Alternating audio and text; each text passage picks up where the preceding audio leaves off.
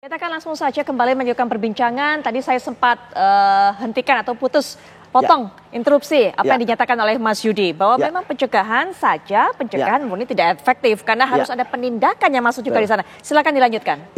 Jadi kenapa sih harus ada penindakan? Karena kita tahu apalagi dengan OTT ya. Korupsi itu kan karakteristiknya, simptomnya adalah dia kejahatan tersembunyi. Hanya diketahui oleh sedikit orang. Ya, kemudian komando dari atas. Ya, ada atasannya. Kemudian yang ketiga dia mempunyai kode-kode, dia mempunyai sandi-sandi, dia mempunyai komunikasi jalur yang terbatas, dan dia melibatkan uang yang banyak. Saya setuju misalnya ketika OTT itu, itu yang besar dan kecil, menurut saya bukan di situ esensinya. Terkadang OTT kita hanya mendapatkan 300-400 juta. Pengalaman saya, ya seorang bupati itu hanya 200 juta. Tetapi dari 200 juta itu berubah menjadi 300 M ketika pengembangan. Kemudian juga ada hanya kepala daerah. Tiba-tiba ternyata begitu berkembang kasus ya sampai ke tingkat nasional. Jadi memang ini yang ditakutin bahwa OTT itu bisa kemana-mana. Karena psikologis dari korupsi itu dia memang berkali-kali. Nah, untuk membongkar kejahatan korupsi yang tersembunyi itu dibutuhkanlah operasi tangkap tangan ini. Yang sebenarnya tadi saya katakan, operasi itu kan sebenarnya istilahnya saja, tetap tertangkap tangan, ada barang buktinya. Kemudian ketika dikatakan bahwa dia ada di kosan atau ada di mana, ya itu kan ada rangkaian. Misalnya ada gubernur, dia menyuruh anak buahnya untuk menerima uang dari seorang pengusaha. Ya tentu kan ketika kita berhasil menangkap anak buahnya, kemudian pengusahanya, ya tentu kan gubernur juga kita tangkap. Karena bukan kan intimidasi mungkin, nih Mas, bukan? Seperti dikatakan, bukan intimidasi saja nih. Gimana intimidasi kalau semua proses ini, semua muaranya adalah di pengadilan. Dan kemudian kalaupun mereka menguji di pra-peradilan, kita selalu siap. Gitu. Dan yang paling penting adalah dalam operasi tangkap tangan adalah barang buktinya, Mbak. Itulah yang membuat para koruptor itu sangat takut mereka terhadap OTT. Karena apa? Karena tertangkap basah. Kalau peristiwa misalnya penyelidikan terbuka terhadap kasus korupsi yang sudah terjadi, mereka wah Mbak ngelesnya bisa banyak. Barang buktinya sudah mereka umpetin, ya kan, atau mereka rusak. Jadi itu akan sangat sulitnya dan waktunya pun sudah lama. Tetapi kalau OTT uangnya ada, barangnya ada, dan saksi-saksinya saat itu pun juga ada. OTT bukan pesanan? Gak mungkin ada pesanan. Sampai di situ dulu Mas Yudi. Bu Yanti, silakan Bu Yanti. Tadi dikatakan oleh Pak Fred bahwa yang namanya extraordinary crime betul, tapi tetap harus taat patuh terhadap KUHP yang berlaku di tanah air. Silakan Bu Yanti. Ya begini, bahwa ada yang menyimpangi KUHP itu bukan sesuatu yang mustahil ya. Itu sudah difikirkan. Jangankan peraturan, azas pun bisa disimpangi ketika adanya gejala-gejala kejahatan dengan modus-modus yang lebih canggih, modus-modus yang lebih menderitakan masyarakat, terutama untuk kejahatan ekonomi ya Pak Frederick. Saya tidak berbicara bahwa untuk kejahatan yang non kejahatan ekonomi itu beberapa azas itu mulai digoyang, mulai bergoyang ya, bahwa sudah ada itu pengadilan tanpa kehadiran terdakwa. Kemudian sudah ada pembuktian terbalik. Sudah ada nanti kalau ada Asset Recovery Act, kita ada juga gugatan atau putusan penyitaan tanpa penghukuman orang, itu non-conviction based.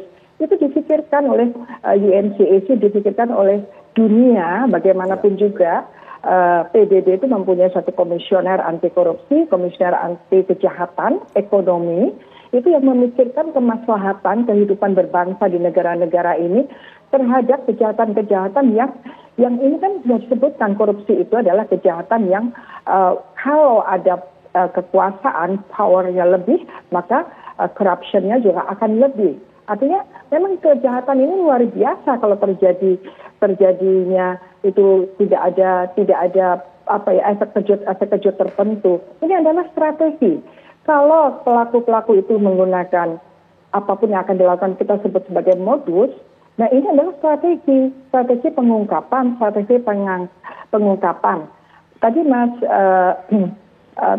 Yudi bersama saya Bu. Mas Yudi, Mas Yudi sering ketemu, udah lama nggak ketemu. Mas Yudi bukan sekedar istilah atau sekedar istilahnya saja.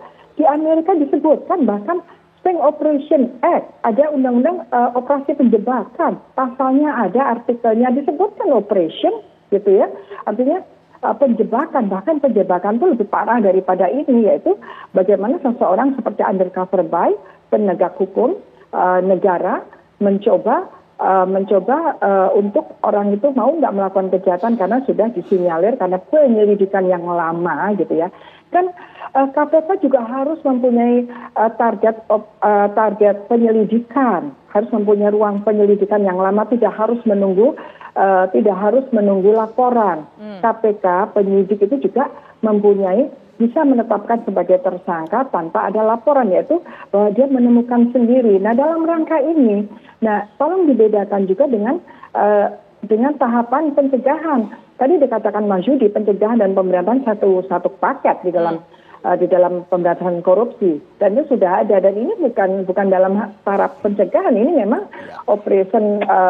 operasi tangkap tangan ini adalah bagian dari penindakan, yaitu strategi penindakan dengan cara seperti itu, karena sudah dilakukan pencegahan ini kan bukan terhadap anak kecil yang mau nyebrang, awas jangan nyebrang, ya nggak begitu juga kan.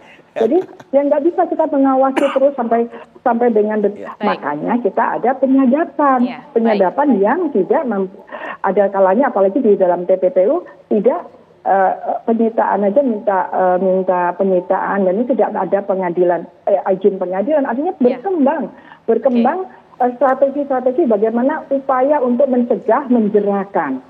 Gitu. Jadi bagaimana mungkin KUHP 1981 bisa mengikuti modus yang sampai sekarang, kan nggak mungkin. Makanya dibuatlah undang-undang di luar KUHP yang menyimpang sepanjang itu diatur. Ya, Pak Frederick, tolong sedikit penangkapan saja kan di dalam KUHP 1x24 jam.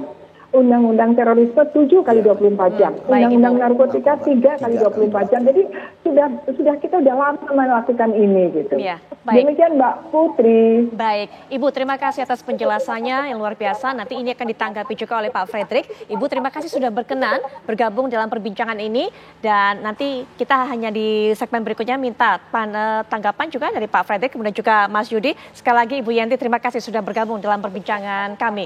Kami akan juga sejenak, dan setelah ini Pak Frederick silakan diberikan tanggapan. Kami akan kembali saat lagi.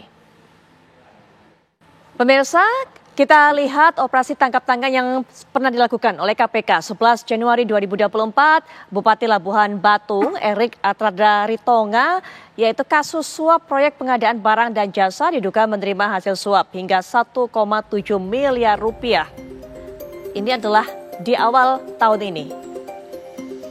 Ya, Berikutnya, di bulan yang sama 26 Januari, 10 orang tertangkap di Sidoarjo, Jawa Timur. KPK gagal menangkap Bupati Sidoarjo Ahmad Mudlor, dan OTT berujung penetapan tersangka terhadap Siskawati, Kepala Bagian Umum dan BPPD Kabupaten Sidoarjo. Oke, dan berikutnya, 2 kasus ini yang kami ambil sebagai contoh operasi tangkap tangan yang sudah dilakukan oleh KPK di Januari ataupun juga di awal tahun. Nah ini juga ada 7 Oktober 2024 OTT di lingkungan Pemprov Kalimantan Selatan, tersangkanya ada 6, 2 orang pihak swasta dan 4 lainnya penyelenggara negara.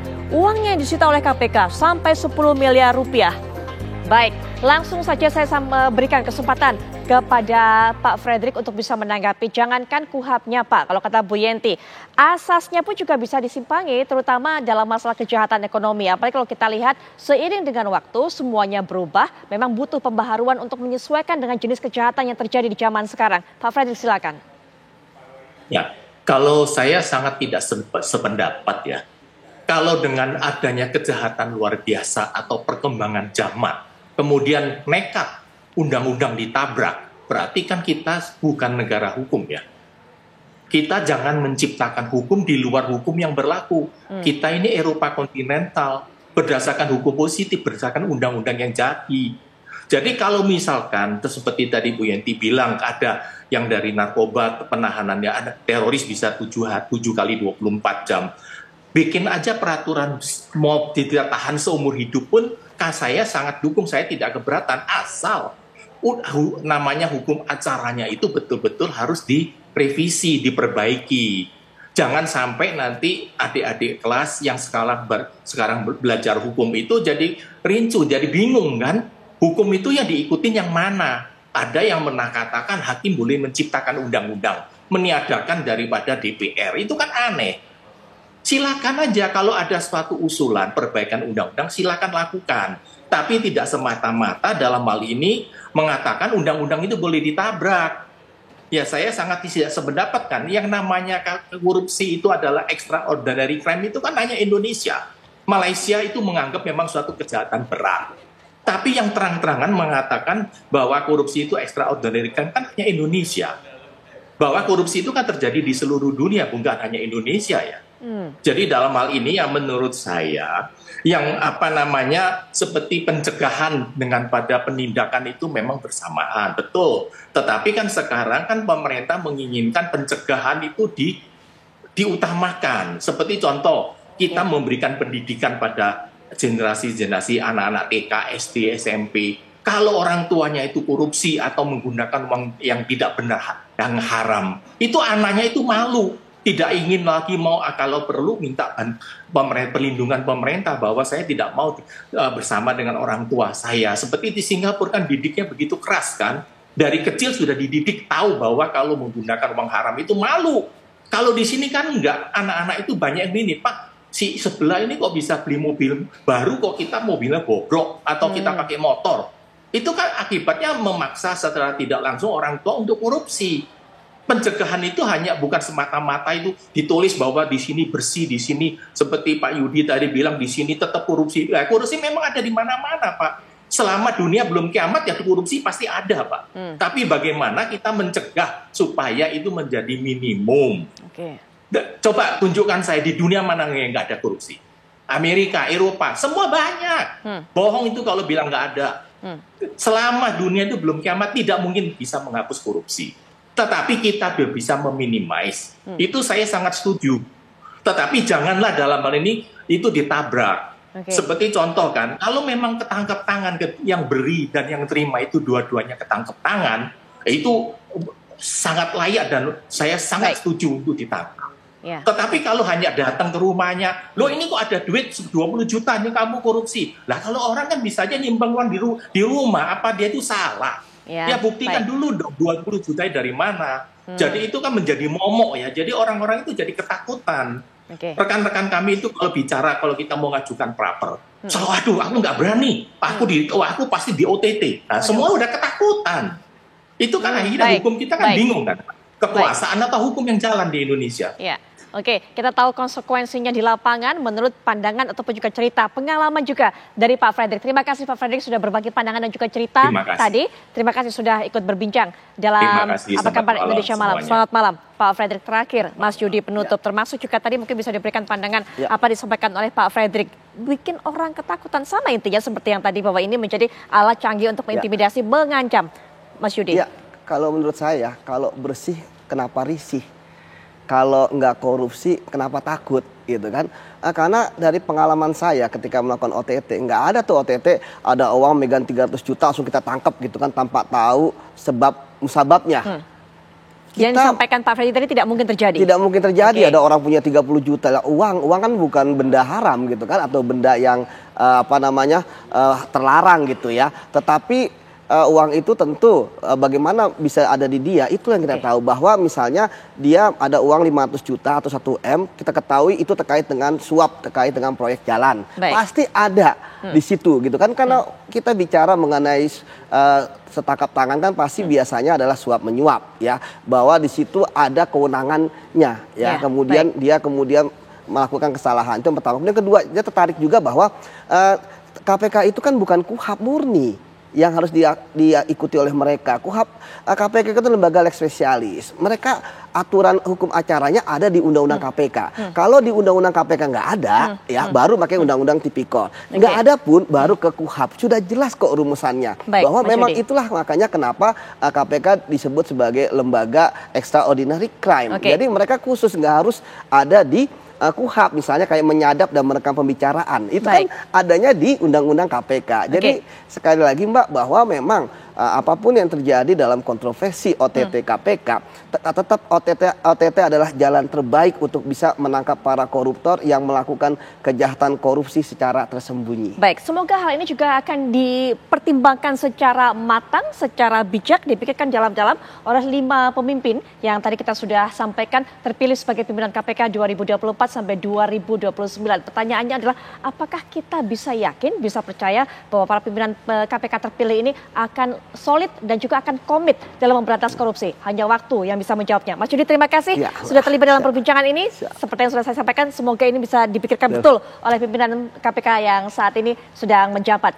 Nanti kita akan lanjutkan dengan rangkaian kabar menarik lainnya, tapi setelah jeda berikut ini.